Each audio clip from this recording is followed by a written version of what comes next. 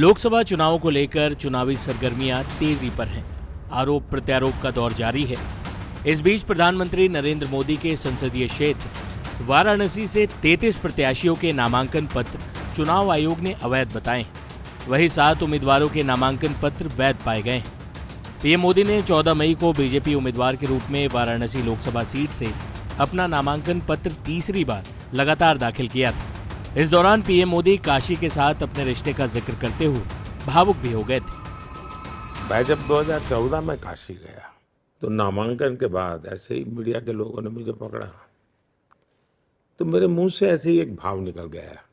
और उस दिन आप देखेंगे मेरा वो बिल्कुल, मैं तैयार नहीं था, अचानक ही मुझे पकड़ा था। मैंने कहा देखिए भाई, न मैं यहाँ आया हूँ, न मुझे किसी ने भेजा है, मुझे तो माँ गंगा ने बुलाया है। ऐसा मैंने 2014 में कहा था।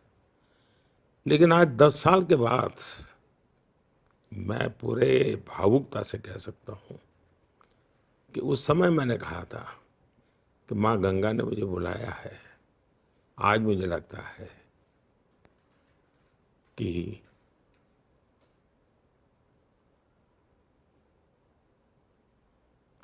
माँ गंगा ने मुझे गोद लिया है। तो अभी 10 साल बीत गए, काशी से इतना नाता जुड़ गया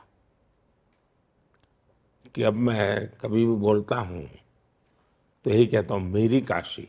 और इसलिए एक माँ बेटे का जैसा रिश्ता, वो रिश्ता मैं मेरी काशी के साथ,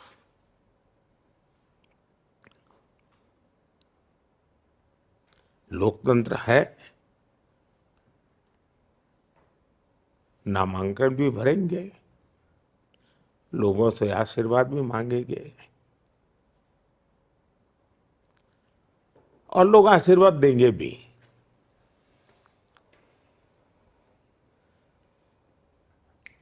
लेकिन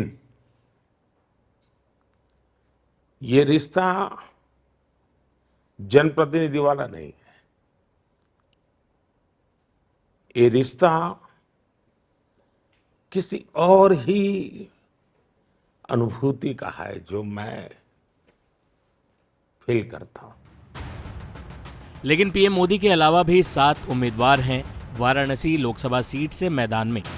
यानी वाराणसी से पीएम मोदी सहित 8 लोग चुनावी मैदान में हैं। पीएम मोदी के अलावा ये बाकी के 7 उम्मीदवार कौन हैं, इनके बारे में भी जान लेते हैं। बीजेपी से नरेंद्र मोदी तीसरी बार चुनावी मैदान में हैं। वहीं कांग्रेस से उन्हें टक्कर देंगे अजय राय। बहुजन समाज पार्टी से अतहर जमाल लारी चुनावी मैदान में। वहीं अपना दल कमेरावादी से गगन प्रकाश प्रत्याशी हैं। राष्ट्रीय समाजवादी जनक्रांति पार्टी की तरफ से पारसनाथ केशरी चुनावी मैदान में।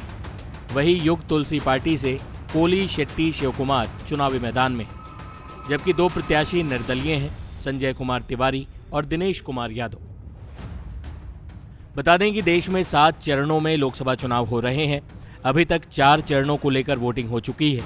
वहीं 5वें चरण के तहत 20 मई को 49 सीटों पर और 6ठे चरण के तहत 25 मई को 57 सीटों पर और आखिरी यानी 7वें चरण के तहत 1 जून को लोकसभा की 57 सीटों पर मतदान होगा। लोकसभा चुनावों के नतीजे की घोषणा 4 जून को होगी। एक तरफ बीजेपी के नेतृत्व वाला राष्ट्रीय जनतांत्रिक गठबंधन यानी एनडीए है, वहीं दूसरी तरफ कांग्रेस, टीएमसी, आम आदमी पार्टी, उद्धव ठाकरे की शिवसेना, शरद पवार की एनसीपी और लेफ्ट सहित कई अन्य दलों वाला विपक्षी गठबंधन इंडिया है। इसके अलावा केसीआर की बीआरएस और मायावती की बसपा सहित कई पार्टियों ने किसी भी गठबंधन से नाता नहीं जोड़ा है।